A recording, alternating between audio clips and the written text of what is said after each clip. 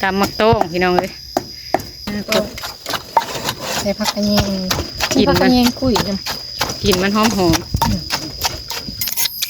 คักตำมักโต้งอยู่เทียงหน้าน้อยพี่น้องเลยอร่อยให้เลยเขากินเบื้องเดียวกันบดตำกันก็ผักกระเยงกันยังเต็มยาแม่นมันเน่าเลยแรกเนี้ยมาคุ้งมาให้ว่ะว่าสิตามมือได้ค่าแต่ป้ายเผื่อพังดินไว้ว่ะเฮ้ลืมกินข้าเอ้ยว้ายันเละเดี๋ยวอะไรโย่ตั้งแต่มือเผาถ่านนะผู้มันโดนพวกอะไรลืมโอ้ยมันชุกเลยค่ะเป็นเหลืองโอ้ยเป็นตกโง่โดยกับสบายดีและสวัสดีเด้อพ่อแม่พี่น้องเบอร์สุกลตอนนี้กันบ่ายโมงแล้วพี่น้องกินข้าวเพลนข้าวยังแล้วเลยข้าวเที่ยงแล้วเลยพากันขึ้นอยากตำส้มพี่น้องพอดีได้หมักต้องมา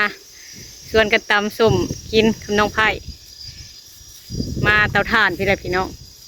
พี่เพิ่นก็ไปหาอยู่หากินเนี่ยมื้อนี้มันล้มบ่ได้ขวัดถ่านพี่น้องเลยให้มือได้ล้มเลย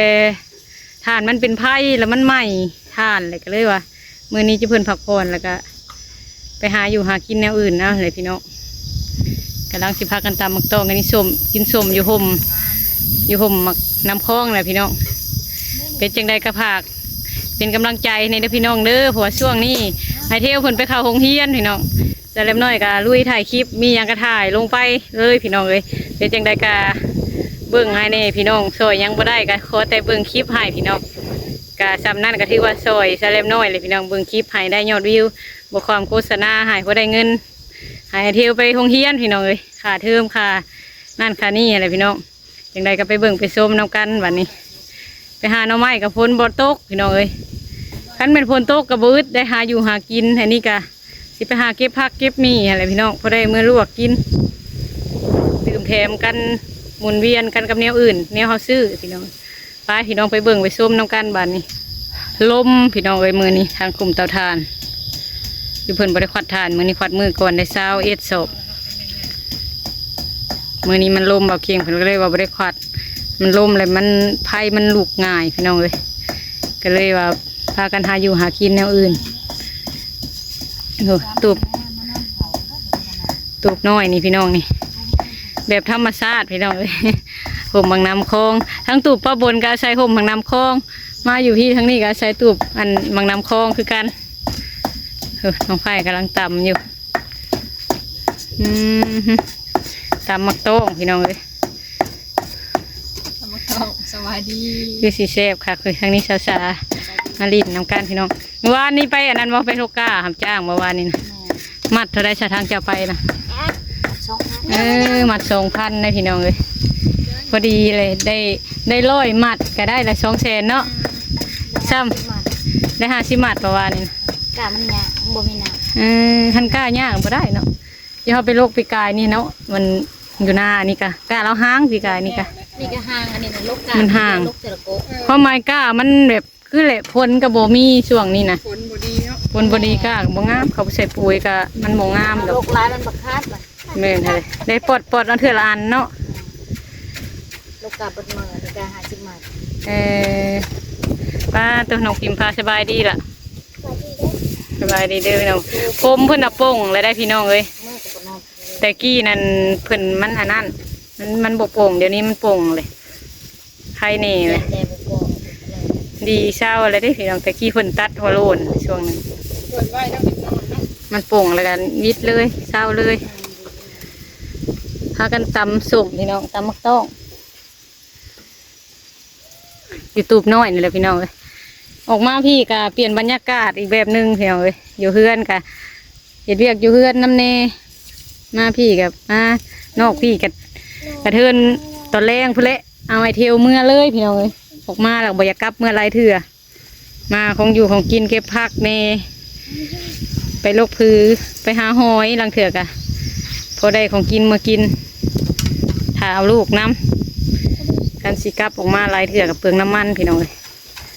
เมื่อนี้เติมน้ำมันหลดไปแล้วก็ขี่ออกมาเองพอไอเทียวเพิ่นก็นอนพักผ่อนบอกเก่งขึ้นมาเลยสบายดีเด้อพี่น้องเด้อ ขึ้นไปหาของกิน มากินนิสัย ใส่หมวกจอกน้ำกินน้ำเย็นนี่น่า ก็ ก ใส่ผักกระเยง กิน ผักก มั ระ น เยงคุยจัง กินมันหอมหอมตามส้มกินยำบ่ายๆเลยพี่น้องเอ้ยกินแล้วก็ไปหาของอยู่ของกินหาไปหาถ่ายคลิปนี่พี่น้องเอ้ยเพราะได้ของอยู่ของกินนำไปหาก็ได้ ดีกว่าเขาอยู่ละล่า ต้นใหญ่ๆนะเพราะว่าบ่มีเนาะ ไม่ยัง ว่ามักต้องนะ เขาตัดเลยได้ช่วงนี้เพลวันทางเขาบรรทัดนะ ไป บรรทางผัดไก่พุ่นเนาะ นี่บรรทาง อยู่บรรทัดกับเขาตัดเลยเห็นว่าย่างกกหนึ่งค่ะกกบ่ใหญ่ ประแดกอันนี้ไปเลย มือได้จะเขาประบนดำนาในนี่นะ มื้ออื่น มืออื่น อยู่แล้วก็ดำนะ เป็นลูกกาได้กามาแล้วเพิ่นสิดำนาตัวไห้มันเลิงฮะเนาะ ค่ะกับบุพ่อสำหรับค่ะ ดำห่างๆกับบ่ฮ้อนมันไห้ใหญ่นั่นน่ะ ค่ะได้การลอยไปมา บัดนี้ก็ทากาเราเองพุ่นแล้วเนาะกาละว่านเผื่อไว้แต่ว่ามันยังน้อยน้ำฝนบ่ตกเด้ หนามบ่มีมันก็บ่ยาว มันบ่ยาวมันแดงใส่ปุ๋ยก็บ่ได้บัดนี้น้ำบ่มี มันก็ซ่านี่บัดนี้ให้แถวเทิงนั่นรางวัลละว่านเอามันก็ขึ้นอยู่แต่ว่าถ้าน้ำฝนนั่นแหละ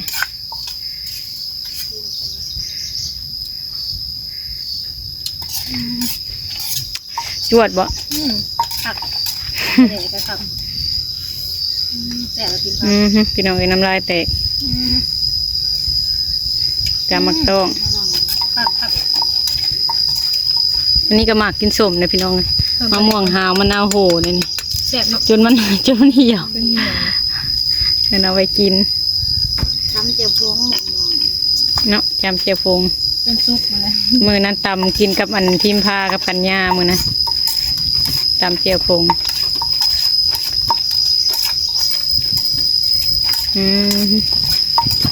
น้ำลายแตกเด้อพี่น้องมาเด้อกินน้ำกันแล้วเลยปะนี่พี่น้อง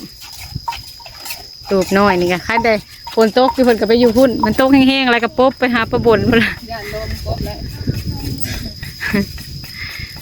บ่าวเก่งนะเพิ่นบ่ค่อยย่านเพิ่นคือกับแม่เขาอยู่เพื่อนเราบ่ได้ย่านเลยหมู่ว่าย่านอย่าออกไปเด้อเพิ่นก็ย่างออกไปแถวเดินเพิ่นเลยเพิ่นว่า ส่งเสือเนาะคอยน่ะบ่ขึ้นย่านบ่ได้ล้มขยันพระเหลือมค่ะพระเหลือมก็อยู่บ่ได้ เนาะผ้าเหลืองอยู่บ่ได้ ไป เฮ็ด หาหมู่รถพระเหลือมน่ะถ้าจะอยู่ก็อยู่ในเถียงผม เนียบบ่ได้ก็เนาะโอ้ยอ้อ ถ้า ตัว เพื่อนก็มันชักปลาก็บัวเลยนะค่ะมันเหลือมกันนะ พี่น้องคักอะลี สวัสดีเลย อยู่ตูบน้อยเตียงน้อยแหละพี่น้องป้าตัวคัก ตำหมักตอง ตำมักต้องอยู่เทียงหน้าน้อยพี่น้องเอ้ย อร่อยนะ พี่น้องมากินตำมักต้องนำกันบัดนี้กินไปพิมพากินตำมักต้องมาพี่น้องกินตำมักต้องเด้อพี่น้องเอ้ยอยู่ตูบน้อยมากินมากินมากันถือกระตาถือเสียมถือมีดมาพี่น้องจับสิได้มา ลายไหลเลย ตำหมักตองพี่น้องตำหมักตอง ข้ากับผมมานั่งที่นี่มันกว้างเป็นง่อยทางตะปดนะ ตกเลย เอ้ย เกี่ยวอะไรเขากินเบื้องเดียวกันบ่ตำกัน ถ้าปากกันแยงกันยังเต็มยาแม่น กันยังกับตำหมักตองยำบ่ายเนาะเพิ่มวิตามินซีเนาะกินอะไรก็เลือดจางขาดก็ขาดบ่ได้เพิ่มน้ำเหนื่อยใช้กาอื่นในกินบ่ได้ ได้ย่านลาบนะถ้าก็เป็นไรหนูอยู่ว่าบึงมึงกินละว่าตาตั้งบ่มีน้ำนี่ได้น้ำคลองกินน้ำคลอง เขาอื่นได้คอยลงอื่นบางคืนคือลือลงทางหลังที่คือว่านะ มันข้าง เพื่อสิลงมันใหญ่ยิ่งลงเท่าละน้อย ใช่แต่มันแบบมีแนวแบบนวลๆมันหุ่มเนี่ยมันไหลลง วางอยู่บนข้างนั้นว่าทำจุดเจ็บกกนั่นแหละกกกันบางทีมันเขาตัดมันมีอีกกกหนึ่งแต่ตัวกกน้อยตัวนี้น้อย มีอยู่ในผม มันมีอีกกกหนึ่งแต่บ่ใหญ่กว่าตัวเขาตัด พวกใหญ่เติบ ตัวไรเล่าในหันเลย มันใหญ่นะ ตุกเราไปหาหน่อไม้แล้วเอามาแล้วหั่น ปกติเด็กเก่าเอาไปวัดเอาอยู่นั่นนะดู พวกต้องเขาไว้ปุดในนั้นอยู่บ้านห้าง จมเดี๋ยววันนี้ดิน บ้านห้างกันยกแท้แหละไป ต้ เมื อ อง ง เห็นน้ำตาลหลายๆเนาะตามกันโตคน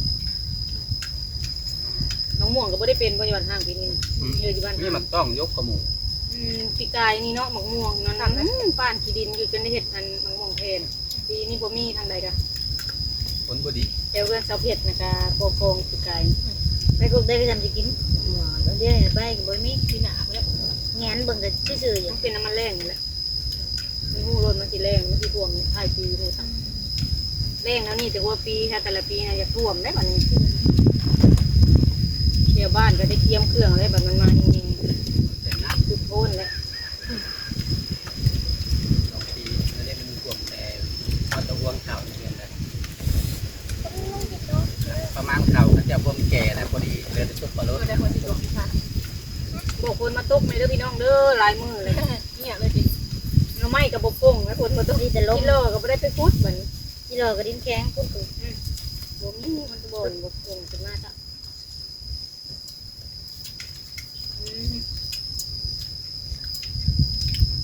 เซฟ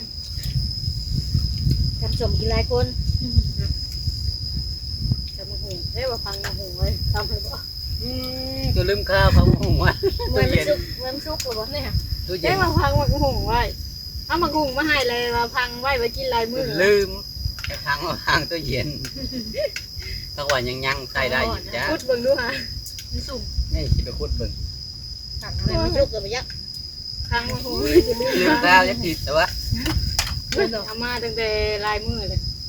เจ้าว่ามาเดินหมู่กว่าจันตะบิดผูไปยัก แค่ช่วงนั่นแหละ อยู่สงสัยเบิ่งแล้วสงสัยอยากรู้คือกัน ไปขายเลยเนี่ย ว่าพิจเท้าเอื้อยเป็นไปเฮียนอยู่ไกลเนี่ยเป็นทั้งดินไว้เอาไปเฮียนสูตรกันนั่น ไปหาหน่อไม้ก็ยังไปเบิ่งเบาเก่งพังมาหุงไว้เบิ่งมือพังเลย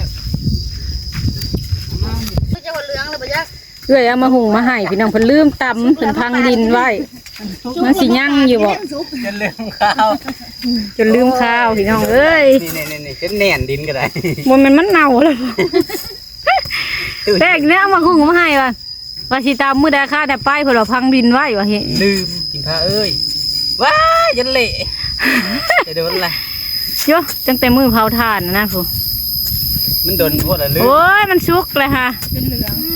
โอ้ย เป็นตกโง่ลืม ลืมพี่น้องเอ้ย พังไปกินน้ำมือนะฮะพังเป็นทะเลหิด เป็นทิศแล้วบ่จักเป็นมือเอามาคันดับมือสองมือ ยักทำได้ยักเถิงยักนาย จับทุกก็จะตกโง่มันทุกเกินล่ะ คันแม่นเด่นในมันจะว่ามันสิโป่งเลยค่ะคว้าออก มันเกิดเนาะจากเอาหน้าไปหวานเนาะ เด่นในเงี้ย ใน ฮะ มันดำเท่าไหร่ ตร ได้ งอยู่ในหันแหละ มันเหิมแล้วก็เลย อยู่นี่แหละ ป้าตัวพี่น้องไปพูดว่าพังไว้ลืมกิน ลืมคักลืมแหน่ ตั้งจนสุก จนพุทธะมังม่วงมาท่วงอย่าขึ้นพ่อ พระเจ้ามาหุง ไหม เอ้าคือว่าได้ยินว่าพังมาหุงไว้ว่าคือบ่เห็นตำว่ะ โอ้ย มาหุงมาแต่เฮือนเพิ่นแหละพี่น้องเอ้ยหน่วยนึงเอามาให้จุเพิ่นว่าไว้ตำกินมาเผาถ่าน อยากกินก็ยืดได้ว่า2-3 มื้อ นี่ผัดเป็นผิด เป็นเฮ็ดผิด เป็นผิด ผิด ผิดป้ายแล้วไปยัก ก็มาหุงในเฮือนก็พอได้ตำอยู่พี่น้องเอ้ยกันบางเถื่อกระเบงให้เฮือนเขาเอ้ยตุกแน่เราเอามาตำลูกแล้วจะพอก็เอาให้กินตลอดหมู่คู่แถวในบ้านท่าดออกมาก็พอได้เก็บพอได้เอาไปตำเฮือนอันเมน้องทงมือนะไปแหว่เพิ่นก็เอาไปตำ เรื่องก้นหรือนำหูจ้ะ แม่นเบิดปีได้ แต่กระเพาะรวงพลายได้ขายแต่ว่าคนกินนะให้ผู้นั่นผู้นี่แล้วมันสิโป่งตลอดคือเขาว่าอะไรโป่งตลอดปีพากันกินตามมักต้องพี่น้องเลี้ยวเลย ถ้าเจอหนูหัว แซ่บแซ่บพี่น้องเลยกินสม เจ้าหญิง ยังหนุ่มยังแน่นซ้ำนี่ หมักกินสมเลยพี่น้องเลยเด็กน้อยคือการกินสมกับแข็งแห้งแต่กินหลายเกินกับบดีเลยพี่น้องพี่น้องพิมพากันย่านี่หมักกินสมได้กินสมได้กับบำรุงอีกแบบหนึ่งถ้าเขากินหลายเกินกับบ่ได้คือกันพี่น้องเลือดจางน้องทางเตาถ่านกันบรรยากาศอยู่นอกพี่ฝนบ่ตกปลายมือเลยพี่น้องเลยมีแต่ลมมาบักแห้ง แต่กายต้มมาแล้วก็กายไปตกทางอื่นส่วนหลายไปตกเขตอื่นทางนี้บ่ตกเลย